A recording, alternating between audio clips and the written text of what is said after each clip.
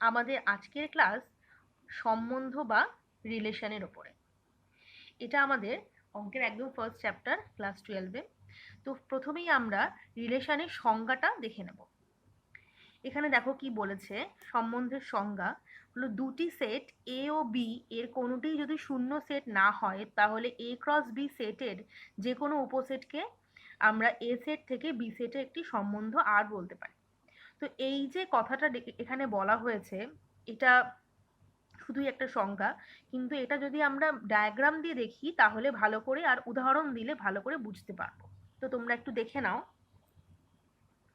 এখানে দেখো এই সার্কেলের মধ্যে আমরা এ একটা সেট নিয়েছি আর এই সার্কেলের মধ্যে বি একটা সেট নিয়েছি। এবার এদের দুটো সেটের এলিমেন্ট দিয়ে যেই সেটটা তৈরি হবে সেটাই হলো আমাদের এ ক্রস বি সেট। এবার বলা হয়েছে এই যে এ ক্রস বি সেট তার যে কোনো একটা উপসেটকে বা সাবসেটকে আমরা বলতে পারবো এই এ থেকে তার উপরে রিলেশন। এবার দেখো আমরা যদি এই সেটটাকে নিয়ে নিই 1,2,3, এটা একটা সেট হলো আমার এ সেট, আর বি সেটটাকে আমি নিয়ে নিলাম এ কমা বি কমা সি।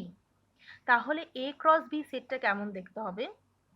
এটা হবে দেখো 1, এ, যেহেতু আমরা দুটো সেটেরই এলিমেন্টগুলোকে নেব, তারপরটা হবে 1, বি, 1, সি, তারপর 2, এ, 2, বি, 2, সি, এছাড়া হবে আবার 3, 3, এ, 3, বি আর 3, সি। এই যে এলিমেন্টগুলো আমাদের হলো, এটা হলো আমার এ ক্রস বি সেট। এবার ধরো এখান থেকে আমি আরেকটা সেট তৈরি করে নিচ্ছি, আরো 1, এ, 2, এ, 1, বি, 2, বি আর 1,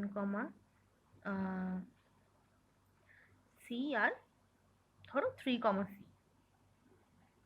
এটা একটা সেট আমি তৈরি করে নিয়েছি। তাহলে এই যে সেটটা হলো এটা নিশ্চয়ই আমার এ ক্রস বি সেটের একটা উপসেট হচ্ছে, তাহলে সেই আমি এর নাম দিয়ে দিলাম আর। তাহলে এখানে কি দেখাতে পারি আমি, আর হলো একটা এ ক্রস বি এর সাবসেট। তাই তাহলে সংজ্ঞা অনুযায়ী এই আর দ্বারা এ সেট থেকে বি সেটের একটা রিলেশন বা সম্বন্ধ প্রকাশিত হয়। এবার দেখো যেহেতু 1, এ এই যে এলিমেন্টটা রয়েছে এটা আমার আর সেটের মধ্যে রয়েছে, সেজন্য আমি এটাকে এভাবে যেহেতু 1, এ বিলংস টু আর সেট, সেই জন্য আমি এটাকে লিখতে পারি 1, এ। এটা হলো রিলেশন লেখার পদ্ধতি বা চিহ্ন। আর হলো এখানে রিলেশনকে ডিনোট করছে। এবার দেখো এই সেটটাকে যদি ভালো করে আমরা খেয়াল করি, এখানে কিন্তু আমাদের 1, সিও আছে, কিন্তু 2, সি এই যে এলিমেন্টটি কিন্তু আমাদের এই সেটের মধ্যে নেই। তাহলে যেহেতু 2, সি সেটটি এলিমেন্টটি আমার আর এর মধ্যে নেই, সেজন্য আমি এটা লিখতে পারি, এই সাইনটা দিয়ে আমরা এটাকে লিখব। তাহলে যদি কোনো এলিমেন্ট রিলেশন এই সেটটার মধ্যে থাকে তবেই আমরা লিখব 1, এ, আর না থাকলে এভাবে লিখব। তো এইটা হলো আমাদের রিলেশন বা সম্বন্ধের সংজ্ঞা। রিলেশন আমাদের 3 রকম হবে। 3 রকম সম্বন্ধ আমরা এখানে পড়ব। সেই 3টে সম্বন্ধ যদি আমাদের স্যাটিসফাই করে কোনো সেটের দ্বারা বা কোনো, হ্যাঁ, তাহলে আমরা বলবো সেই সেটটি হলো একটি ইকুইভ্যালেন্স রিলেশন বা সমতুল্যতা সম্বন্ধকে স্যাটিসফাই করে। তো তাহলে আমরা দেখে নিচ্ছি কি কি সম্বন্ধ আমাদের আছে। এটা হলো সসম সম্বন্ধ, এটা আমাদের খুবই ইম্পর্টেন্ট। দেখে নাও, সসম সম্বন্ধ বা রিফ্লেক্সিভ রিলেশন। এখানে কি বলেছে, মনে করো শূন্য সেট নয় এমন একটি প্রদত্ত সেট হলো এ। তাহলে এ সেটের ওপর সংজ্ঞাত একটি সম্বন্ধ আর কে সসম বলা হবে তখনই যদি কিনা তার যে এ সেট, দেখে নাও, যদি কিনা এই যে এ বিলংস টু এর জন্য, ক্যাপিটাল এ সেটের জন্য এ বিলংস টু আর হয়। এটাকে যদি আমরা এক্সাম্পল দিয়ে দেখি, দেখো এখানে বলেছে এ একটা সেট 1, 2, 3, 4 এর। এবার এখানে R1 একটা রিলেশন দেওয়া হয়েছে, যেটা কিনা 1,1, 2,2, 3,3 এগুলো সবই এখানে রয়েছে। এবার যেহেতু 1,1, 2,2 প্রত্যেকটা এলিমেন্টেরই এখানে একটা করে নিজস্ব ইমেজ রয়েছে, সেজন্য কিন্তু আমি এটাকে বলতে পারি যে এটা একটা সসম সেট। এখানে যদিও 3,4, 2,3ও এক্সট্রা এলিমেন্ট রয়েছে, তাতে কোনো সমস্যা নেই, কিন্তু যেহেতু এগুলো সবই রয়েছে। কিন্তু পরবর্তী দেখো R2 যে সেটটা, এখানে কিন্তু 1,1 আছে, 2,2 আছে, 4,4 আছে, কিন্তু 3,3 সেট এলিমেন্টই নেই। কিন্তু এতে আবার 3 রয়েছে, সেই জন্য যেহেতু এটার কোনো ওই যে এ টাইপের সেট আমি পাচ্ছি না এখানে এলিমেন্ট, সেজন্য আমি এটাকে কিন্তু সসম বলতে পারবো না। দেখে নাও, সেটাই এখানে বলা হয়েছে। তো এটা হলো আমাদের সসমের সেটের মানে সম্বন্ধের সংজ্ঞা। এরপর আমরা আসছি প্রতিসম সম্বন্ধ। প্রতিসম সম্বন্ধ, এটাও খুব ইম্পর্টেন্ট। এখানে বলেছে দুটো শূন্য সেট আছে। দেখো, এ একটা সেট, এর ওপরে সংজ্ঞাত আর কে প্রতিসম তখনই বলা হবে যদি এই স্মল এ আর বি এরা কিন্তু আমার এ সেটের এলিমেন্ট এবং তারা এই আর সেটের মধ্যে বিলংস করছে। দেখো, তাহলে যদি বি কমা এটাও আর এর মধ্যে থাকে, তবেই আমরা বলতে পারবো যে এটা প্রতিসম সম্বন্ধ। যেমন ধরো, এখানে একটা এক্সাম্পল দেওয়া হয়েছে, এস একটা সেট বলেছে এ বি সি ডি। এবার এখানে দুটো সম্বন্ধ দিয়েছে, একটা R1 একটা R2। যেটা R1টা বলে দিয়েছে যেমন এ কমা বি, এ কমা D, B comma B, c comma C, B comma এ আর ডি কমা এ। আর R2টা বলে দিয়েছে এ comma C, B comma D, B comma C, c comma এ আর ডি কমা বি। এবার এখানে ভালো করে যদি আমরা লক্ষ্য করে দেখি যে R1 সম্বন্ধের মধ্যে XY যদি R1 এর মধ্যে থাকে, তাহলে কিন্তু YX ও R1 এর মধ্যে রয়েছে। এই যে এ কমা বি আছে, তাহলে বি কমা এও আছে, এ কমা ডি আছে, তাহলে তার ডি কমা এটাও রয়েছে, আর এ দুটো তো এক্সট্রা এলিমেন্ট। তাহলে এরকম যদি থাকে, তাহলেই সেটাকে আমরা কি বলে থাকি, প্রতিসম সম্বন্ধ। যদি ধরো এই বি কমা এ এলিমেন্টটা যদি এই R1 এর মধ্যে না থাকতো, তাহলে কিন্তু আমরা এটাকে প্রতিসম বলতে পারতাম না। এখানে যেমন দেখো, এ কম R2 যে সেটটা বলেছে পরের ক্ষেত্রে এ কমা সি আছে, তার জন্য আমার সি কমা এও আছে। আবার বি কমা ডি আছে, তার জন্য আমার ডি কমা বি আছে। কিন্তু এই যে বি কমা সি, এর জন্য কিন্তু আমার কোনো সি কমা বি এলিমেন্ট নেই, সেই জন্য আমরা এটাকে বলতে পারবো না যে এটা প্রতিসম সম্বন্ধ। এটা হলো আমাদের প্রতিসম কথার অর্থ হলো যেটা কিনা দুপাশ থেকেই সমান, এটা আমরা জানি। আর সসম কথার অর্থ ছিল যেটা কিনা দুপাশ থেকে একই রকম। তো সেই জন্য সসম আর প্রতিসম এই দুটো জিনিস আমাদেরকে ভালো করে বুঝে নিতে হবে। আমাদের যে অঙ্কগুলো হবে সেগুলো কিন্তু এই সম্বন্ধগুলোকে আমাদের প্রমাণ করে করে দেখাতে হবে। আচ্ছা, সসমকে রিফ্লেক্সিভ আমরা কেন বলছি, দেখো একটু বলে দিই আরেকবার। রিফ্লেক্সিভ কথার অর্থ কি, নিজেদের প্রতিবিম্বটাকে মানে দেখতে পাচ্ছি এখানে, মানে যে এলিমেন্টটা নিচ্ছি এ, তার প্রতিবিম্বটাই কিন্তু আমরা এখানে পাচ্ছি আরেকটা এ হিসাবে, সেই জন্য এটাকে আমরা সসম বা রিফ্লেক্সিভ বলতে পারছি, মানে এ কিন্তু এর সাথেই সমান। আবার এখানে যেমন প্রতিসম কেন বলছে, কারণ এ যদি বির সাথে সমান হয়, তাহলে অবশ্যই বিটাও এর সাথে সমান হচ্ছে, তো সেই হিসাবে এটাকে আমরা প্রতিসম বলছি।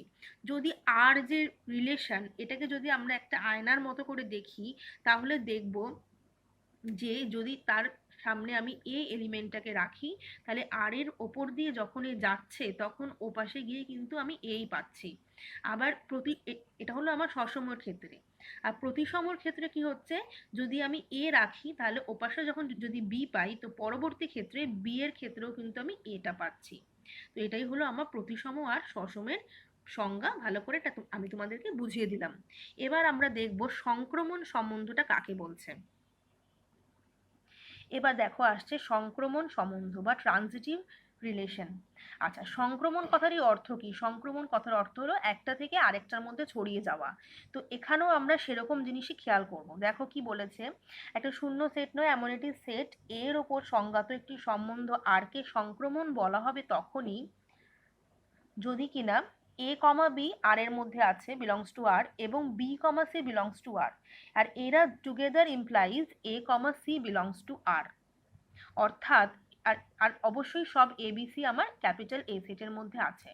অর্থাৎ যদি এর সাথে বি এর একটা সম্বন্ধ থাকে আর বি এর সাথে সি এরও একটা সম্বন্ধ থাকে, আর এই দুটো সম্বন্ধের জন্য যদি এ থেকে সি এর মধ্যে একটা সম্বন্ধ তৈরি হয়, তাহলে আমরা এটাকে কি বলবো? সংক্রমণ।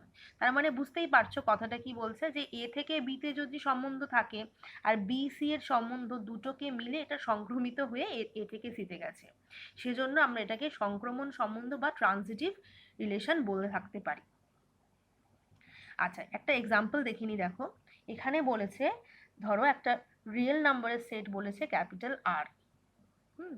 এবার এখানে আমার বলেছে দুটো এলিমেন্ট, ধরো একটা X comma Y belongs to R. আচ্ছা, এই আর রিলেশনের মধ্যে রয়েছে, রিলেশনটা কেমন ভাবে ডিফাইন করা হয়েছে দেখে নাও। বলেছে এখানে এক্স গ্রেটার দেন ওয়াই, তার মানে এই রিয়েল নাম্বার সেট আর এর মধ্যে থাকা যে কোনো এক্স ওয়াই এর মধ্যে এক্সটা সবসময় ওয়াই এর থেকে বড় হবে, এটা বলে দেওয়া হয়েছে। এইবার তো তাহলে যদি আমি এ কমা বি বিলংস টু এই আর নিই, এই আরটা কিন্তু আমাদের রিলেশন, আর এই আরটা কিন্তু আমাদের রিয়েল নাম্বারের সেট। আচ্ছা, এখানে নিই তাহলে, আর বি কমা সিটাও আমার আর এর মধ্যে রয়েছে, তাহলে যেহেতু এ কমা বি আর এ আছে সেজন্য এটা কি এ গ্রেটার দেন বি, আর যেহেতু বি কমা সিও রয়েছে তাই জন্য বি গ্রেটার দেন সি। এবার এ বি এর থেকে বড়, আবার বিটা আমার সি এর থেকে বড়, তাহলে আমি কি বলতে পারি? যে এটা কিন্তু আমার সি এর থেকে বড়। তাহলে এখান থেকে আমি দেখাতে পারছি যে এ কমা সি আমার বিলংস টু আর। তাহলে রিলেশনটা কিভাবে সংক্রামিত হয়েছে আমরা দেখতে পাচ্ছি। যাই হোক, তাহলে আমরা দেখো বলতে পারি এই যে রিলেশনটা দেখে নাও, A comma B belongs to R এবং B comma C belongs to R implies that A comma C belongs to R, A B C belongs to capital R. সুতরাং আর একটি সংক্রমণ সম্বন্ধ। তো এই হলো আমাদের তিনটে রিলেশন আমরা পড়লাম। এছাড়াও অনেকগুলো আছে, যেমন ধরো তোমাদের আইডেন্টিটি রিলেশন এরকম আছে। তো এই তিনটে যে আমরা পড়ছি, যেটা সসম, প্রতিসম আর সংক্রমণ, এই তিনটে রিলেশন যদি কোনো একটি সেট বা আর এর জন্য স্যাটিসফাইড হয়, তাহলে সেই আরটাকে আমরা কি বলবো? বলবো হলো কি ইকুইভ্যালেন্স রিলেশন, সমতুল্যতা সম্বন্ধ। এবার আমরা সেখানটা দেখে নেব। দেখে নাও, এখানে বলেছে সমতুল্যতা সম্বন্ধ। শূন্য সেট নয় এমন কোনো সেট এর ওপর যদি সংজ্ঞাত সম্বন্ধ আর কে সমতুল্যতা সম্বন্ধ বলা হবে যদি এটা রিফ্লেক্সিভ হয়, যদি সিমেট্রিক হয় বা প্রতিসম হয়, আর যদি সংক্রমণ বা ট্রানজিটিভ হয়। তিনটে যদি হয়ে যায় তাহলে এটাকে আমরা সমতুল্যতা সম্বন্ধ বলতে পারবো। এবার আমরা সরাসরি অঙ্কে চলে যাব। অঙ্কের মাধ্যমেই আমরা বুঝে নেব কিভাবে এই সেটগুলো সমতুল্যতাতে পৌঁছাচ্ছে।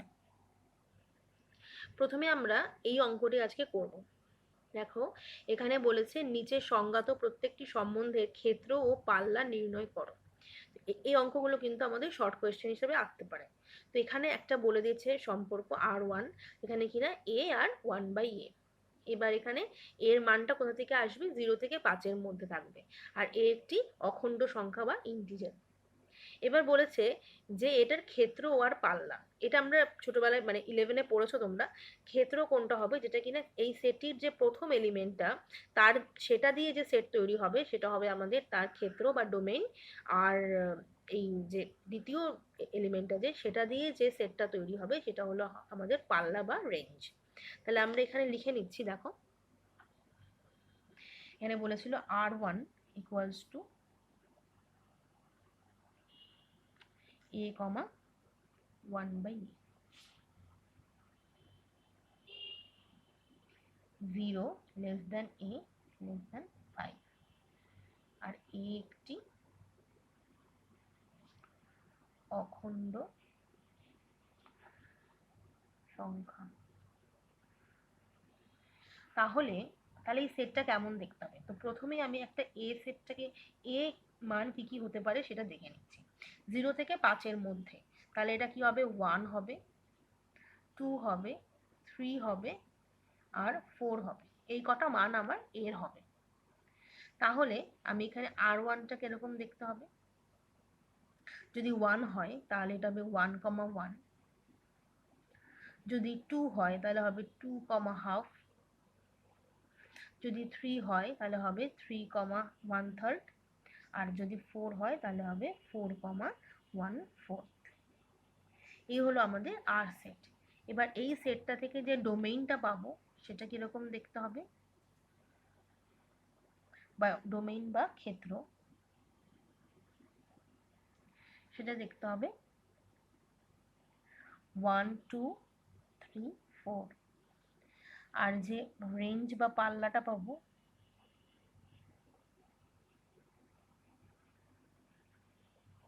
সেটা দেখতে হবে কেমন, 1,2, 1/3, 1/4।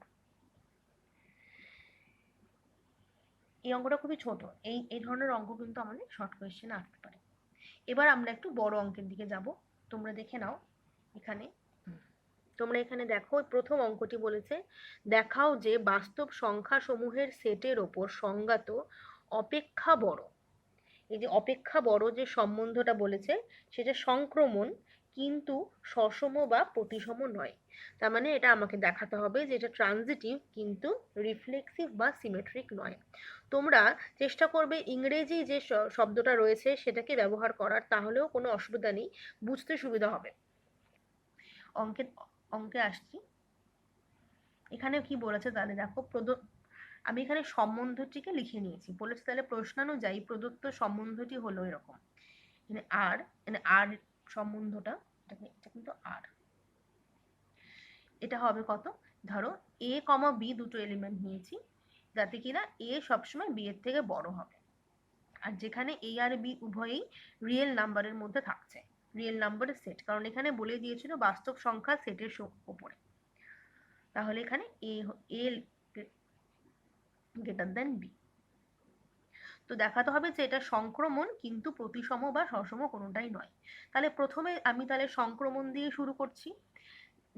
এই ধরনের অঙ্কে আমরা চেষ্টা করব যদি যেটা আমাকে প্রমাণ করতে বলা হবে, মানে যেটা মানে বলে দেবে যে হবে, তো সেটা কিন্তু আমি এরকম এক্স ওয়াই জেড এরকম মানে কোনো জেনারেল টার্ম দিয়ে করবো, আর যেগুলো আমাকে ধরো বলবে যে হবে না, তো সেক্ষেত্রে আমি এক্সাম্পল দেওয়ার চেষ্টা করবো, তাহলে বুঝতে সুবিধা হবে। তো আমি ধরে নিয়েছি এখানে এক্স ওয়াই জেড তিনটে এলিমেন্ট যারা কিনা আমার রিয়েল নাম্বারের সেটের মধ্যে আছে। এবার এবার এক্স আর ওয়াই আমার এই আর সেটের মধ্যে রয়েছে, আর ওয়াই আর জেড আমার আর সেটের মধ্যে রয়েছে।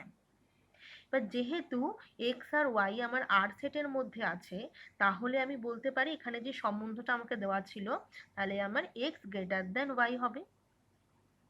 আর যেহেতু ওয়াই জেডও আমার আর এ রয়েছে, সেহেতু আমি বলতে পারি Y is greater than Z.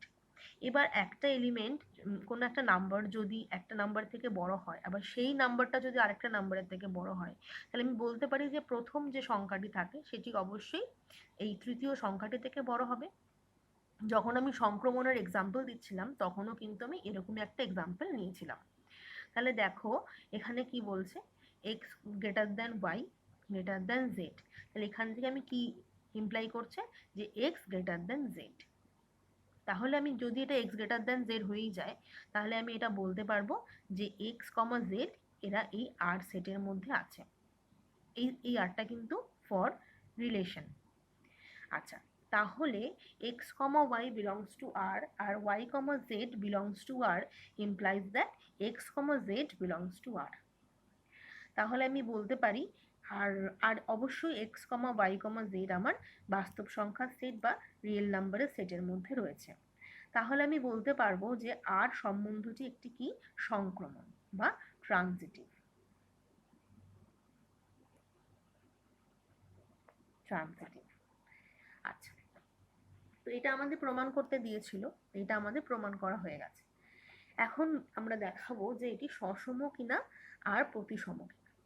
দেখো সসম কি করে হবে, দেখো এখানে বলেছে যদি এটা বাস্তব সংখ্যার সেট হয়, তাহলে ওয়ান যে সংখ্যাটি, তাহলে এই সংখ্যাটি অবশ্যই আমার বাস্তব সংখ্যা সেটের মধ্যে থাকছে ওয়ান, কিন্তু ওয়ান তো ওয়ানের থেকে বড় নয়। তাহলে ওয়ান যদি ওয়ানের থেকে বড় না হয়, তাহলে এই 1,1 যে সেটটি এটা কিন্তু আমার এই আর এর মধ্যে বা রিলেশনটার মধ্যে পড়ছে না। এটা কিন্তু যে কোনো ওয়ান শুধু নয়, টু এর ক্ষেত্রেও বলতে পারতাম, মানে টু কিন্তু কখনোই টু এর থেকে বড় নয়। তো তো সেই জন্য এটি কখনোই সসম হতে পারবে না এই সম্বন্ধটি, মানে কোনো সংখ্যা তার নিজের থেকে কখনোই বড় হতে পারে না। সেই জন্য এই যেই সম্বন্ধটি আমাকে এখানে বলা রয়েছে সেটি কোনোভাবেই সসম হতে পারবে না। এটা আমরা একটা উদাহরণ দিয়ে বোঝালাম। এবার দেখো আমাদের দেখাতে হবে যে প্রতিসম কিনা। প্রতিসম কিনা দেখানোর জন্য এখানে আমি আবার নিয়ে নিয়েছি দুটো সংখ্যা, একটা 1,2 এরা আর এর আছে, আর হলো গিয়ে 2,1 এরাও আমার আর এ রয়েছে। এবার যদি আর এরা অবশ্যই আমার, এটা কিন্তু আর এরা অবশ্যই আমার রিয়েল নাম্বারের সেট, মানে 1,2 তো অবশ্যই আমার বিলংস টু রিয়েল নাম্বার। আচ্ছা, যেহেতু এই ব্র্যাকেটে 1,2 বিলংস টু এই রিলেশন আর, সেজন্য আমি এখানে বলতে পারি যে 2 ইজ গ্রেটার দ্যান 1। আচ্ছা, আবার এখানে যেহেতু 2,1 এখানে আছে সেহেতু এটাও হচ্ছে। দেখো এখানে 1,2 এর ক্ষেত্রে কিন্তু আমি এটা বলতে পারবো না, কারণ এটা কিন্তু আমার 1,2 কিন্তু আর এ থাকতে পারবে না। কারণ যদি 1,2 আমার আর এ থাকে তাহলে 1 কিন্তু 2 এর থেকে বড় হতে হবে, কিন্তু 1 কোনোভাবেই 2 এর থেকে বড় নয়, 1 ইজ লেস দ্যান 2, সেজন্য এটা থাকছে না। আবার 2,1 কিন্তু আমার আর এ থাকছে, সেই জন্য 2 গ্রেটার দ্যান 1 এটা আমার স্যাটিসফাই করছে। তাহলে প্রতিসম যে সম্বন্ধটি তার একটা অংশ স্যাটিসফাই করছে, একটা অংশ হচ্ছে না, তাহলে কিন্তু এটা প্রতিসম হবে না। তো দেখো ভালো করে তোমরা খেয়াল করো, 1,2 আমার যদি আর এ থাকতে হয় তাহলে এটা হতে হবে হলো গিয়ে 1 গ্রেটার দ্যান 2, যেটা কিনা ইম্পসিবল। তো সেই জন্য কিন্তু এটা থাকছে না, লিখে দিই যদি। আর এটা যদি থাকে তাহলে এখান থেকে এটা দেখাচ্ছে এটা হচ্ছে, কিন্তু এটা হবে, তাহলে সেই জন্য এটা প্রতিসম নয়। তো এটাও আমাদের প্রমাণ করা হয়ে গেছে। ভালো করে তোমরা একটু অঙ্কটা খেয়াল করে নাও। এটা সংক্রমণ কিভাবে প্রমাণ করেছি, তারপর সসম কিভাবে হয় না সেটা প্রমাণ করলাম এক্সাম্পল দিয়ে, আর প্রতিসম হবে না সেটাও আমরা এক্সাম্পল দিয়ে প্রমাণ করলাম। এবার আমরা পরবর্তী অঙ্কে চলে যাব। পরবর্তী অঙ্ক হলো, দেখো 7 নম্বর অঙ্ক বইয়ের। অখণ্ড সংখ্যাসমূহের সেট z এর ওপর একটি সম্বন্ধ আর নিম্নরূপে সংজ্ঞাত, যে আর কেমন বলে দিয়েছে x, y belongs to z, আর x মাইনাস y এর মান হলো জোড়। তাহলে এটাকে প্রমাণ করতে হবে যে z একটি সমতুল্যতা সম্বন্ধ, মানে ইকুইভ্যালেন্স রিলেশন। তা অর্থাৎ এখানে আমাদের তিনটি সম্পর্কই যে স্যাটিসফাই করছে সেটা আমাকে দেখাতে হবে। তাহলে প্রথমে দেখো আমরা কিভাবে অঙ্কটা লিখে নিয়েছি। R equals to X comma Y, এখানে বলেছে এক্স কমা ওয়াই এরা জেড এর মধ্যে আছে, মানে জেড সেটে আছে, আর এক্স মাইনাস ওয়াই এর মানটা বলেছে একটি জোড় সংখ্যা হবে। তাহলে আমি এটাকে ধরে নিয়েছি এক্স মাইনাস ওয়াই এর মান ইকুয়ালস টু 2k। 2k হলো সবসময় একটি জোড় সংখ্যা, কারণ যে কোনো সংখ্যাকে 2 দিয়ে গুণ করলেই সেটা একটি জোড় সংখ্যা হয়ে থাকে, আর অবশ্যই এই কেটাও একটা ইন্টিজার। আচ্ছা, তাহলে প্রথমেই যদি আমরা সসমটা প্রমাণ করতে যাই, সবসময় কিন্তু আগে সসম তারপর প্রতিসম তারপর আমরা সংক্রমণটা প্রমাণ করব। তাহলে প্রথমে দেখো সসম কিভাবে প্রমাণ করা হয়েছে। সসম সম্পর্কের জন্য আমার একটাই এলিমেন্ট প্রয়োজন, সেটা হলো শুধু এক্স। তাহলে এখানে এক্স যদি জেড সেটের মধ্যে থাকে তাহলে আমি বলতে পারি x minus one, sorry x minus x করলে কি হবে, এক্স মাইনাস এক্স হলো আমার 0। তো 0 হলো এমনই একটি সংখ্যা যেটি কিনা সবকিছুর মধ্যেই পড়ছে, সেটাকে আমি জোড়ও বলতে পারি বিজোড়ও বলতে পারি। তো সেই জন্য আমি বলবো যে এক্স কমা এক্সটা কিন্তু আর এর মধ্যে থাকছে, মানে এই সম্পর্কটাকে স্যাটিসফাই করছে, সেজন্য এটি একটি সসম সম্বন্ধ হচ্ছে।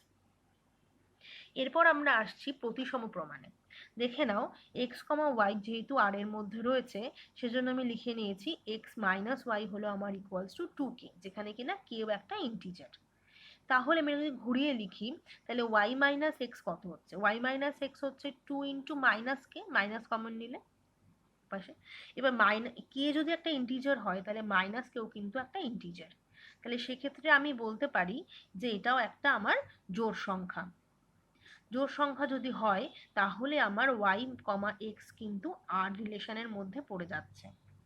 তাহলে আমি বলতে পারছি এক্স কমা ওয়াই যদি আর এর মধ্যে থাকে তাহলে অবশ্যই ওয়াই কমা এক্সও আর এ থাকবে, যদি কিনা এক্স ওয়াই উভয়ই ইন্টিজার হয়ে থাকে। তাহলে এই সম্পর্কটি একটি প্রতিসম সম্পর্ক হচ্ছে।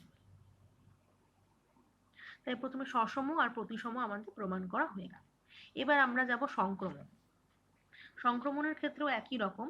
প্রথমে আমি ধরে নিয়েছি এক্স কমা ওয়াই এরা আর এ রয়েছে, আবার ওয়াই কমা জেডও আর এ রয়েছে। তাহলে যেখানে এক্স কমা ওয়াই আর জেড এরা প্রত্যেকেই একটা করে ইন্টিজার। তাহলে এক্স মাইনাস ওয়াই যদি 2k হয়, তাহলে আমি ধরে নিলাম Y minus Z equals to আমার 2m, যেখানে কিনা mও একটি ইন্টিজার আর কে ইন্টিজার, এটা আমরা আগেই ধরে নিয়েছিলাম। এবার দেখো আমাকে তাহলে X minus Z equals two যে একটি জোড় সংখ্যা হবে সেটা আমাকে প্রমাণ করে দেখাতে হবে।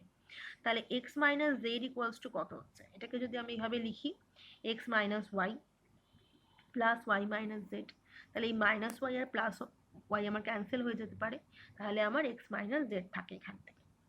এবার আমরা জানি এক্স মাইনাস ওয়াই এর মান হলো আমার 2k আর ওয়াই মাইনাস জেড এর মান হলো আমার 2m। তাহলে এখান থেকে যদি আমি 2 কমন নিই তাহলে আমার থাকছে ভেতরে k প্লাস m। আমি এখানে k প্লাস mটা ইকুয়ালস টু ধরে নিয়েছি l, k plus m equals to আমি ধরে নিয়েছি l। তোমরা এটাকে নাও ধরতে পারো, কারণ যে কোনো সংখ্যার সঙ্গে যদি আমার 2 গুণ থাকে তো অবশ্যই কিন্তু সেই সংখ্যাটি জোড় সংখ্যা হবে। তো সেক্ষেত্রে আমি বলতে পারি এক্স মাইনাস জেড হলো একটি জোড় সংখ্যা। জোড় সংখ্যা হলে এটা কিন্তু অবশ্যই আর এর মধ্যে থাকবে। তাহলে X comma Y belongs to R এবং Y comma Z belongs to R implies that X comma Z belongs to R. তাহলে এটি একটি সংক্রমণ সম্পর্ক হচ্ছে। দেখে নাও, তাহলে যেহেতু তিনটে সম্পর্কই হচ্ছে সেজন্য আমি এটাকে বলতে পারি আর হলো একটি সমতুল্যতা সম্পর্ক বা ইকুইভ্যালেন্স রিলেশন। এই ধরনের অঙ্কবিন্দু পরীক্ষায় খুবই আসে। যদি যদি সমতুল্যতা প্রমাণ করতে দেয় তাহলে আমাদের প্রত্যেকটি এরকম জেনারেলাইজ করে অঙ্কটা করতে হবে। আর যদি যে কোনো একটিও আমাদেরকে বলে যে হবে না, ধরো সসম বা প্রতিসম, তখন কিন্তু আমাদের এক্সাম্পল দিতে হবে। এই কথাটি আমি বারবার বলে দিচ্ছি, কারণ সবাই এইটাতেই ভুল করে থাকে যে কেন আমি প্রমাণ যখনই হচ্ছে না তখন কেন আমি এক্সাম্পল দেব। কারণ হলো কোনো একটা সেটের কোনো একটা এলিমেন্টের জন্য যদি আমি দেখাতে পারি যে সম্পর্কটি সিদ্ধ নয়, তবেই কিন্তু এটা প্রমাণ হয়ে যায় যে সম্পর্কটি জেনারেল নয়। সেই জন্যই আমরা এক্সাম্পল দিয়ে প্রমাণ করছি যে সিদ্ধ হবে না। আর যদি সিদ্ধ হচ্ছে তখন আমি কিন্তু নর্মাল যে কোনো এক্স ওয়াই জেড বা যে কোনো ইয়ে দিয়ে আমি প্রমাণ করে দিতে পারবো। এবার আমরা পরবর্তী অঙ্কটিতে যাচ্ছি। 9 নম্বর অঙ্কটি দেখো, বলছে এখানে মনে করো কোনো সমতলে ও হলো একটি মূল বিন্দু এবং পি ও কিউ হলো ওই সমতলেই অন্য দুটি বিন্দু। এবার বলেছে পি ও কিউ এর মধ্যে এস একটি সম্বন্ধ এমনভাবে সংজ্ঞাত করা হলো যাতে ওপি ইকুয়ালস টু ও কিউ। দেখাও যে সংজ্ঞাত এস সম্বন্ধ একটি সমতুল্যতা সম্বন্ধ। তার মানে এই অঙ্কে এই যে মূলবিন্দু থেকে পি এর দূরত্ব আর মূলবিন্দু থেকে কিউ এর দূরত্ব দুটো সমান, এটাই হলো আমাদের এখানকার সম্বন্ধ, যেটা কিনা এস সেট, বা সেটা আমাকে দেখাতে হবে। এখানে প্রশ্ন অনুযায়ী তাহলে এস সেটটি কেমন হচ্ছে, এস সেটটি হচ্ছে আমার পি কমা কিউ দুটো পয়েন্ট, যেখানে কিনা OP equal to O Q. P আর কিউ একটি নির্দিষ্ট সমতলে অবস্থিত দুটি বিন্দু। এবার দেখো এটাকে ইকুইভ্যালেন্স দেখাতে হবে, তার মানে প্রথমে সসম, তারপর প্রতিসম, তারপর আমাদের সংক্রমণ দেখাবো। তাহলে যদি দুটো বিন্দুই আমার পি হয়, তাহলে ধরো P comma P belongs to S যদি হয়, তাহলে ফর অল পি মানে যে কোনো পি এর জন্য, তাহলে অবশ্যই মূল বিন্দু থেকে আমার দুটো পির দূরত্বই একই হবে, কারণ পি বিন্দু দুটো আমার সেম। তাহলে আমি এখানে লিখতে পারি ওপি ইকুয়ালস টু ওপি। তাহলে কিন্তু এটা একটা সসম সম্বন্ধ হচ্ছে। ঠিক আছে, আচ্ছা এবার তাহলে দেখো যদি আমাদের পি আর কিউ দুটো বিন্দু আমার থাকে এস সম্বন্ধের উপরে, তাহলে আমার কি বলবো যে ওপি ইকুয়ালস টু ওকিউ। এটা আমার প্রশ্নে দেওয়াই আছে। আচ্ছা, তো ওপি আর ওকিউ এর দূরত্ব যদি সমান হয় তাহলে সেটাকে আমি ঘুরিয়ে লিখতেই পারি যে ওকিউ ইকুয়ালস টু ওপি, মানে ওকিউ এর দূরত্ব আমার ওপি দূরত্বের সাথে সমান। তাহলে ওকিউ যদি ইকুয়ালস টু ওপি হয় তাহলে সেটাকে আমি লিখতেই পারবো Q comma P belongs to S. শুধু ঘুরিয়ে লিখেছি, এছাড়া আর কিছুই করিনি। তাহলে এটাকে আমি একটি বলতে পারবো যে এটা একটা প্রতিসম সম্বন্ধ। কারণ যেহেতু এখানে দেখো, যেহেতু P, Q belongs to S implies that Q, P belongs to S, সেজন্য আমি বলতে পারবো যে এটি একটি প্রতিসম সম্বন্ধ। তাহলে এবার আমরা দেখাবো কি সংক্রমণ হচ্ছে কিনা। তাহলে সসম হয়ে গেছে, প্রতিসম হয়ে গেছে। তাহলে দেখো এখানে বলেছে, ধরে নিলাম P Q belongs to S, আবার ধরে নিলাম আরেকটি বিন্দু আমরা ধরে নিয়েছি এটা কিনা আর। তাহলে Q comma R belongs to S. এবার যদি পি আর কিউ এস এর মধ্যে থাকে তাহলে P O P equals to O Q হচ্ছে। আবার কিউ আর যদি আমার এস এ থাকে তাহলে এটাও কিন্তু আমার ও কিউ ইকুয়ালস টু ও আর হচ্ছে। আমরা কিন্তু এখানে ধরে নিতে হবে যে পি কিউ আর এরা একই সমতলে অবস্থিত। পি কিউ আর লিখে নিচ্ছি আমি পাশে, একই সমতলে অবস্থিত। তাহলে দেখো ওপি যদি ইকুয়ালস টু ও কিউ হয় তাহলে ও কিউ ইকুয়ালস টু ও আর, তাহলে দুটো মানে এটা যদি এর সাথে সমান আর এ যদি আবার এর সাথে সমান হয় তাহলে অবশ্যই আমি লিখতে পারবো ওপি ইকুয়ালস টু ও আর। তাহলে ওপি যদি ও আর এর সাথে সমান হয় তাহলে সেটাকে আমি কি লিখতে পারবো, P comma R belongs to S. তাহলে এটা একটি কি হবে, সংক্রমণ সম্বন্ধ হয়ে যাবে। তো যেহেতু সসম, প্রতিসম, সংক্রমণ তিনটেই হলো, সেজন্য আমি এটাকে বলতে পারবো এটা একটা সমতুল্যতা সম্পর্ক। ভালোভাবে তোমরা অঙ্কটি লক্ষ্য করো। প্রথম দিকে দেখে নাও আরেকবার, সসম, প্রতিসম, সংক্রমণ। এবার ব্যাপারটা হলো, এই যে অঙ্কগুলো আমাদেরকে বলা রয়েছে, এই অঙ্কগুলোতেই তিনটেই পার্ট কিন্তু আমাদের করতে হবে সমতুল্যতা প্রমাণ করার জন্য। আর অঙ্কগুলো কিন্তু খুবই সহজ, বুঝতেই পারছো, অঙ্ক মানে কিছুই নেই, শুধু প্রমাণ, আর প্রত্যেকটা প্রমাণই একই রকম ভাবেই করতে হচ্ছে। তো এই তিনটে অঙ্ক আমি তোমাদের করিয়ে দিলাম আজকে, আর একটা শর্ট কোয়েশ্চেন মতো করালাম। তো তোমরা বাকি অঙ্কগুলো চেষ্টা করবে আর এক্সাম্পলগুলো খুব ভালো করে দেখবে, তবেই দেখতে পারবে যে মানে একই কিভাবে অঙ্কগুলো সব মানে একই রকম ভাবে করা হয়েছে, খুবই সহজ অঙ্ক, তাহলেই ভালোভাবে প্র্যাকটিস হয়ে যাবে। আজকের ক্লাসটা এই অবধি।